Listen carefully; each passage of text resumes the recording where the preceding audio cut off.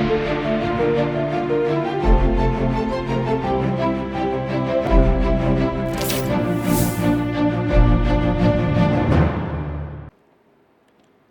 मैं आस्था पांडे और आप देख रहे हैं सी न्यूज़ भारत और रुक करेंगे यूपी बुलेटिन की ओर। यूपी बुलेटिन में बात होगी अमरोहा की, जहां पुलिस ने लूट की बड़ी वारदात का खुलासा करते हुए 2 शातिर बदमाशों को गिरफ्तार किया है। साथ ही बात होगी बदायूं की, जहां ग्राम आंतर में 7 दिवसीय श्रीमद् भगवत कथा एवं ज्ञान यज्ञ सप्ताह का भव्य शुभारंभ किया गया है। ऐसी तमाम खबरों पर विस्तार से करेंगे चर्चा। खबर अमरोहा से है, जहां जनपद के अमरोहा देहात थाना पुलिस सर्विलांस टीम और एसओजी टीम ने पुलिस अधीक्षक लखन सिंह यादव के निर्देशन में लूट की बड़ी वारदात का खुलासा करते हुए 2 शातिर बदमाशों को गिरफ्तार किया है। गिरफ्तार आरोपियों के कब्जे से लूटा गया सामान, अवैध तमंचे और वारदात में प्रयुक्त बाइक बरामद की गई है। ये घटना 9 मई की है, जब जोया रोड स्थित गैस एजेंसी के पास एक महिला से कुंडल और 1,000 रुपए की लूट की गई थी। जांच के दौरान ऑपरेशन दृष्टि के तहत लगाए गए सीसीटीवी कैमरों की मदद से पुलिस ने बदमाशों की पहचान की और उन्हें गिरफ्तार कर लिया। पूछताछ में दोनों ने लूट की वारदात कबूल की है। पुलिस के अनुसार दोनों आरोपी सुबह टहलने वाले महिलाओं को निशाना बनाकर उनकी ज्वेलरी लूटने की फिराक में रहते थे। बरामद बैग से पुलिस को 23 डिब्बियां, सोडियम का टुकड़ा, पीतल और लकड़ी के टुकड़े तथा घटना में इस्तेमाल मोबाइल फोन भी मिला है। दोनों आरोपियों पर हत्या, लूट, गैंगस्टर एक्ट, आर्म्स एक्ट और हत्या के प्रयास सहित 3 दर्जन से अधिक गंभीर मुकदमे दर्ज हैं। 9/5 को थाना अमरोहा देहात में जो एक गैस एजेंसी है उसके पास एक लूट की घटना हुई थी, जिसमें एक महिला से उसके कुंडल 2 बाइक सवार बदमाशों द्वारा छीने गए थे। इस संबंध में पुलिस ने तत्परता से कार्रवाई करते हुए आसपास के सीसीटीवी फुटेज से उसकी पहचान करवाई। पुलिस द्वारा इसमें सजगता से काम करते हुए 2 अभियुक्त इसमें गिरफ्तार किए गए हैं, जिनके नाम क्रमशः पप्पू और फौजी। ये रामपुर का रहने वाला है, अभी हाल में थाना कटघर क्षेत्र में मुरादाबाद में रहता है। और दूसरा इसमें अमन उर्फ शहजाद उर्फ शहजादा, ये किठौर जनपद मेरठ का रहने वाला है, जो बहसुमा क्षेत्र में रहता है। इनके कब्जे से जो लूटे गए 2 कुंडल हैं वो बरामद हुए हैं। साथ ही जिस मोटरसाइकिल से इन्होंने लूट की घटना की थी वो भी बरामद हुई है। इसके अतिरिक्त इनके कब्जे से 2 तमंचे और जिंदा खोखा कारतूस भी बरामद हुए हैं। ये दोनों अभियुक्त शातिर किस्म के अपराधी हैं, जिसमें जो शहजादा है उस पर उसका अच्छा खासा आपराधिक इतिहास है उसका। इनका जो मोडस ऑपरेंडी है वो कुछ इस प्रकार से है कि ये लोग अपने साथ में कुछ नग इत्यादि भी रखते हैं। पहले लोगों को झांसे में फंसाने का प्रयास करते हैं। यदि लोग इनके झांसे में आ जाते हैं तो उनसे ठग के भी ले जाते हैं, और अगर वो झांसे में नहीं आते हैं तो उनसे फिर ये छिनत्ती कर लेते हैं। इसी प्रकार की कुछ घटना इन्होंने यहाँ पर कारित की थी। उसमें जो उस महिला के लूटे हुए दोनों कुंडल हैं पीली धातु के, वो बरामद हुए हैं। 100% बरामदी इसमें हुई है और हमारी टीम ने इसमें अच्छा कार्य किया। हाँ, हमारी टीम जिसने इसमें किया गया है उसको पुरस्कार देने के लिए भी इसमें कहा गया। अमरोहा से सी न्यूज़ संवाददाता गौरव श्रीमाली की रिपोर्ट। खबर बदायूं से है, जहां आंतर में आज 17/5/2026 से 23/5/2026 तक चलने वाली 7 दिवसीय श्रीमद् भगवत कथा एवं ज्ञान यज्ञ सप्ताह का भव्य शुभारंभ किया गया। कार्यक्रम की शुरुआत बड़े ही उत्साह और श्रद्धा के साथ कलश यात्रा एवं शोभा यात्रा से हुई। ग्रामीणों ने बैंड बाजे, डोल, नगाड़ों के साथ भजन कीर्तन करते हुए पूरे गांव में शोभा यात्रा निकाली। इस दौरान जगह जगह ग्रामीणों ने फूल मालाओं से यात्रा का स्वागत किया। पूरा गांव भक्ति और श्रद्धा के रंग में नजर आया। वृंदावन से पधारे पूज्य संत संजय उपाध्याय शास्त्री जी द्वारा 7 दिवसीय श्रीमद् भगवत कथा का वाचन किया जाएगा। दिन में कथा और रात्रि में भजन कीर्तन का आयोजन किया जाएगा, जिससे वातावरण पूर्णतः भक्तिमय रहेगा। कार्यक्रम के संयोजक भगवान दास उपाध्याय, रवि उपाध्याय, राहुल उपाध्याय, रामवीर उपाध्याय सहित समस्त ग्रामवासियों का सहयोग रहा। पूरे आयोजन के दौरान गांव में धार्मिक उत्साह और भक्ति का विशेष माहौल देखने को मिला। बदायूं से सी न्यूज़ संवाददाता अभी की रिपोर्ट। खबर गाजियाबाद से है, जहां नगर निगम में कार्यरत ठेका कर्मचारियों का आक्रोश लगातार बढ़ता जा रहा है। समान वेतन और भ्रष्टाचार के आरोपों को लेकर बड़ी संख्या में कर्मचारियों ने प्रदर्शन किया और मजदूर एकता जिंदाबाद के नारे भी लगाए। प्रदर्शन के दौरान कर्मचारियों ने ठेकेदार कंपनियों, सुपरवाइजरों और कुछ अधिकारियों पर शोषण और भ्रष्टाचार के गंभीर आरोप लगाए। कर्मचारियों का कहना है कि उनसे स्थायी कर्मचारियों के समान कार्य कराया जाता है, लेकिन वेतन में भारी असमानता रखी जाती है। वहीं ठेका कर्मचारियों ने मांग की कि ठेका चालक और सहायकों को भी सरकारी कर्मचारियों की तरह न्यूनतम 30,000 मासिक वेतन दिया जाए। प्रदर्शन के दौरान ये भी आरोप लगाया गया कि नौकरी के समय सिक्योरिटी अमाउंट लिया जाता है, जो नौकरी छोड़ने के बाद वापस नहीं किया जाता। साथ ही कुछ अधिकारियों द्वारा कार्यों के नाम पर पैसे मांगने के आरोप भी लगाए गए। उन्होंने चेतावनी दी कि यदि जल्द कार्रवाई नहीं हुई तो आंदोलन को और तेज किया जाएगा। देखिए, ये नगर निगम के कर्मचारी हैं जो नगर निगम में ठेका दिया हुआ है, जीएस कंपनी है कोई, जो डोर टू डोर कूड़ा उठाने का काम करते हैं। ये हमारे कर्मचारियों को ने भाई साहब ये लगा लो पूरे महीने काम कराया जाता है, कोई इन्हें छुट्टी नहीं मिलती। 9,000 रुपये की सैलरी के अंदर अपना घर चलाएंगे, क्या करेंगे? उसके बाद उस 9,000 सैलरी के अंदर भी गाड़ी का खराब हो जाते हैं, पंचर हो या गाड़ी के अंदर और कुछ व्यवस्था बन जाती है, उसको भी इन कर्मचारियों को अपनी जेब से ठीक कराना पड़ता है। कंपनी के लोग कहते हैं कि हम तुम्हें पैसे दे देंगे, लेकिन उनका कोई पैसा इनको नहीं मिलता। ये कितने दिनों से इस प्रकार की कार्रवाई चल रही है? 2 साल से कर्मचारी परेशान है। हमें जैसे आज पता लगा कि हमारे लोग धरने पर बैठे हैं अपनी मांगों को लेकर, तो हम लोगों ने इनको समर्थन दिया। और ये समस्या यहाँ की नहीं, पूरे गाजियाबाद की समस्या ऐसी है, चाहे सफाई कर्मचारी हो, ड्राइवर हो या हमारे बोर्ड प्रस्ताव के लोग। अच्छा, आप लोग क्या चाहते हैं सरकार से? देखिए, सरकार से हम तो ये तो चाहते हैं कि हमारे जो गरीब आदमी है, जो उनकी मांग है, उनको पूरा करा जाए। आप इनके पैर धोने के ड्रामा तो आप करते हो, इनकी बोर्ड भी लेते हो, इन्हें हिंदू बताते हो, लेकिन इन हिंदुओं को आप रोड पर सड़कों पर बिठाते हो। सुबह सबसे पहले देश के अंदर उठने का काम करते हैं कर्मचारी।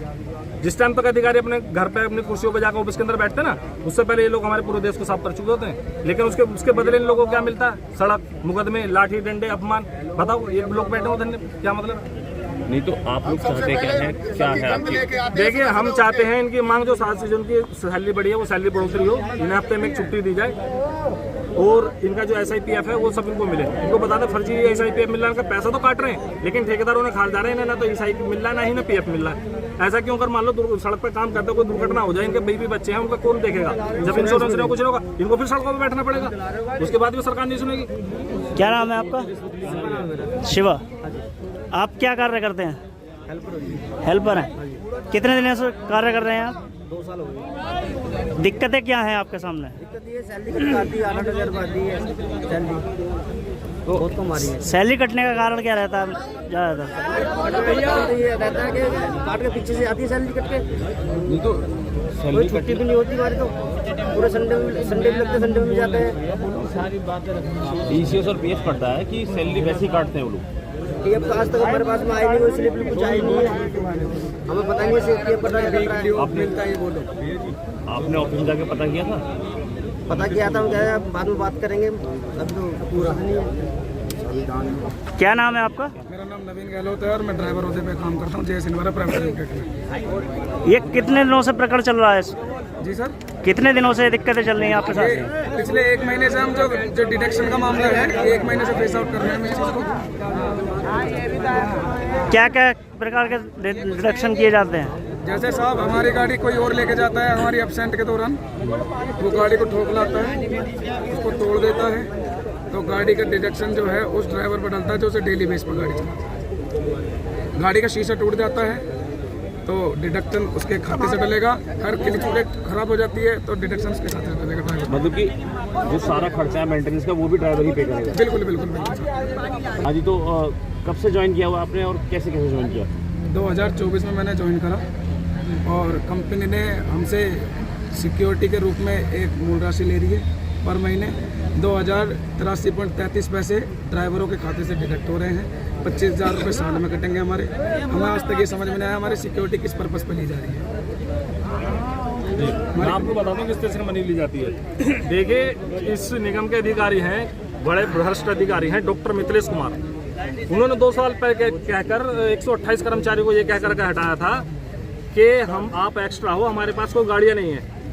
जो CLC कंपनी के ड्राइवर थे कि हमारे पास कोई गाड़ी नहीं, जब गाड़ी आएंगी तो आपको दे दी जाएंगी। लेकिन वे गाड़ियाँ भी आई और वो नहीं ड्राइवरों को बैठ भी गई। ये पैसा लेकर नहीं लोगों को लगा लेते हैं, उन्हें 1-2 साल काम कराते फिर हटाते हैं, फिर उनसे पैसा लेते हैं नए लोगों से। जब ये गाड़ियाँ आई तो उन पुराने ड्राइवर को क्यों नहीं बुला कर रखा गया? वो लोग आज भी इधर ठोकर खा रहे हैं। क्यों? लोग मिले हुए हैं अभी मोहननगर जोन पर एक इंस्पेक्टर ने भी वाल्मीकि समाज के कर्मचारियों को पीटने का काम करा। क्यों भाई? वो आपके कर्मचारी, क्यों आप उनको मार रहे हो भाई? ये समाज का सोचना कहीं ना कहीं, और इसके अंदर अधिकारी लोग मिले हुए हैं, पूरा निगम मिला हुआ है। आपको पता भी होगा सोमवार को कमिश्नर साहब का और डीएम साहब का और हमारे जो गाजियाबाद के नगर आयुक्त साहब हैं उनका तलब किया सफाई आयोग ने इसी विषय पर कि आप कर्मचारी को क्यों मार रहे हो, और जो भ्रष्ट अधिकारी ने हमारे लोगों को मारा उसको अभी तक जेल क्यों नहीं भेजा। तो ये लापरवाही गाजियाबाद के नगर निगम नहीं, ये तो नगर निगम बन चुका है हमारे लोगों के लिए एकदम। कोई अधिकारी हमारी नहीं सुनता। मेरा नाम संजीव पाल है भाई, और मैं 25 तारीख 2025 से नगर निगम में कार्य कर रहा हूँ।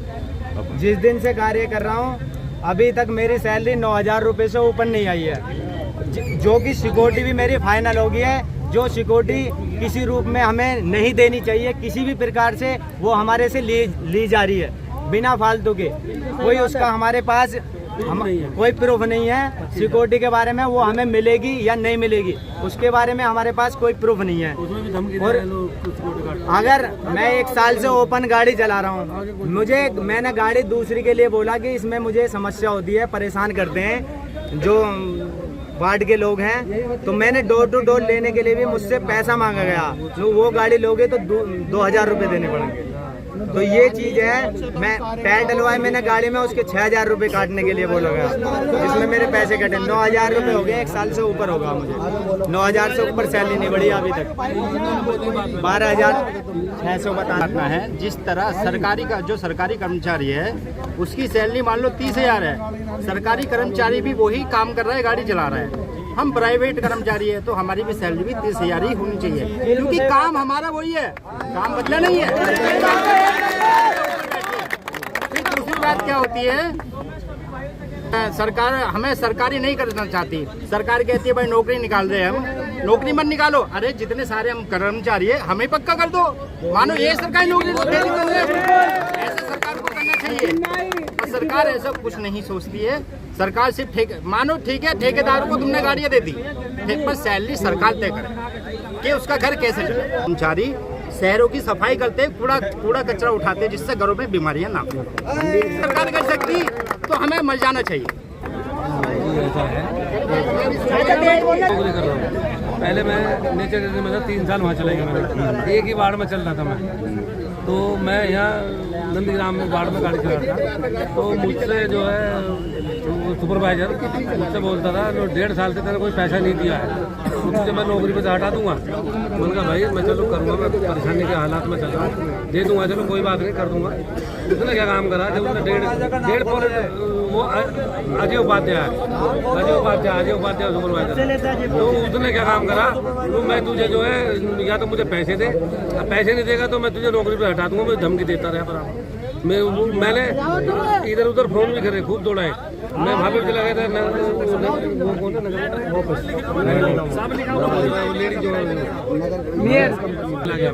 उन्होंने वहाँ से फोन करवाया, तो जाओ तुम वहाँ तुम्हारी सुनवाई होगी। मेरी यहाँ भी कोई सुनवाई नहीं हुई, उस सुपरवाइजर से कोई बात नहीं करेगी, सारा मुझ पर ठप्पा रख दिया। वो बना दिया उन्होंने रिजाइन लेटर बना दिया। तो अब वो कहने लगा तो एक काम, जितना भागे भाग ले, डोर मेरे हाथ में ही है। गाजियाबाद से सीनियर संवाददाता राजेंद्र चौधरी की रिपोर्ट। खबर पीलीभीत से है, जहां आज क्षेत्रीय भ्रमण के दौरान उत्तर प्रदेश सरकार के गन्ना विकास एवं चीनी मिले राज्य मंत्री संजय सिंह गंगवार ने जिलाधिकारी ज्ञानेंद्र सिंह के साथ बाढ़ की संभावित स्थिति को देखते हुए नौकुंड और बेरीखेड़ा गांव में नदी के कटाव प्रभावित क्षेत्रों का स्थलीय निरीक्षण किया। निरीक्षण के दौरान राज्य मंत्री ने नदी की कटाव से गांवों को सुरक्षित रखने हेतु चल रही व्यवस्थाओं का जायजा भी लिया और संबंधित अधिकारियों को आवश्यक दिशा निर्देश दिए। राज्य मंत्री ने कहा कि ग्रामीणों की सुरक्षा सरकार की सर्वोच्च प्राथमिकता है और बाढ़ एवं नदी कटाव से बचाव के लिए सभी आवश्यक कदम समय रहते उठाए जाएंगे। इसके उपरांत उन्होंने ब्रह्मचारी घाट का भी निरीक्षण किया। इस दौरान उन्होंने घाट क्षेत्र की स्थिति, नदी के जल स्तर तथा सुरक्षा व्यवस्थाओं का जायजा लिया। साथ ही संबंधित अधिकारियों को घाट के निर्माण एवं सौंदर्यीकरण से जुड़े कार्यों को शीघ्रता से आगे बढ़ाने के निर्देश दिए। निरीक्षण के दौरान उप जिलाधिकारी, सदर तहसीलदार, सदर नायब तहसीलदार सहित अन्य अधिकारी एवं स्थानीय गणमान्य लोग उपस्थित रहे। पीलीभीत से सीनियर संवाददाता हसन की रिपोर्ट। खबर शाहजहांपुर से है, जहां बंडा क्षेत्र के ब्रह्मापुर झंझरिया में अपने ही घर पर खड़ा ट्रैक्टर लेने पहुंचे संदीप कुमार पर सर्वेश, नन्ही देवी और वंदना नामक दबंगों द्वारा लाठी डंडों व प्लास्टिक के पाइप से जानलेवा हमला करने का मामला सामने आया है। इस पूरी वारदात का एक वीडियो सोशल मीडिया पर तेजी से वायरल हो रहा है, जिसमें महिला और पुरुष द्वारा युवक को घेर कर बेरहमी से पीटते और जान से मारने की धमकी देते हुए देखा जा सकता है। घटना के बाद पीड़ित पक्ष द्वारा थाने में तहरीर दी गई है, जिस पर पुलिस ने सोशल मीडिया पर वायरल वीडियो का संज्ञान लेते हुए आरोपियों की पहचान कर ली है और मामले की निष्पक्ष जांच कर दोषियों के खिलाफ सख्त कानूनी कार्रवाई करने का आश्वासन भी दिया है। संदीप वर्मा है और मैं ब्राह्मणपुर का निवासी हूँ। कल जब हम अपना ट्रैक्टर लेने गए, वो ट्रैक्टर दो लोगों का है, हम लोगों का, हमारा और चाचा का। जब हम अपना ट्रैक्टर लेने गए तो उन्होंने मेरे ऊपर हमला बोल दिया, ठीक है, जिसमें हमारी गंभीर चोटें आई हैं। सिर फटा हुआ है, यहाँ पे थोड़ी चोट लगी है, आँख के नीचे चोट लगी है और ये पूरा सिर हमारा सूजा हुआ है। वहाँ से जब निकले हम अस्पताल के लिए तो हमने बंडा में तहरीर दी थाने में तहरीर देने गए तो उन्होंने दोनों तहरीर भी ले ली और साथ में हमको भी अंदर कर दिया, बंद कर दिया। उसके बाद सर हमको दर्द बहुत हो रहा था, तब हमने थाने में 2-3 बार गुहार लगाई कि हाँ सर मेरा मेडिकल करवा दो। तो उन्होंने सर 7 बजे से बिठा के 11 बजे मेडिकल करवाया हमारा। मेडिकल करवाने के बाद फिर उन्होंने सर मुझसे कहा कि क्या नाम, इसको भी अंदर कर दो और इसके ऊपर पट्टा चलाओ। सर मैं ही पीड़ित हूँ, मैंने ही पिटाई खाई है, हमने ही मार खाई और मुझको ही अंदर बंद कर दिया। और हमको मारने में सर्वेश कुमार, नन्नी देवी और उनकी लड़की क्या नाम, वंदना देवी, इन लोगों का हाथ है। शाहजहांपुर से सी न्यूज़ संवाददाता रवि की रिपोर्ट। फिलहाल इस बुलेटिन में बस इतना ही। बाकी देश और दुनिया की तमाम बड़ी खबरों के लिए बने रहिए सी न्यूज़ भारत के साथ।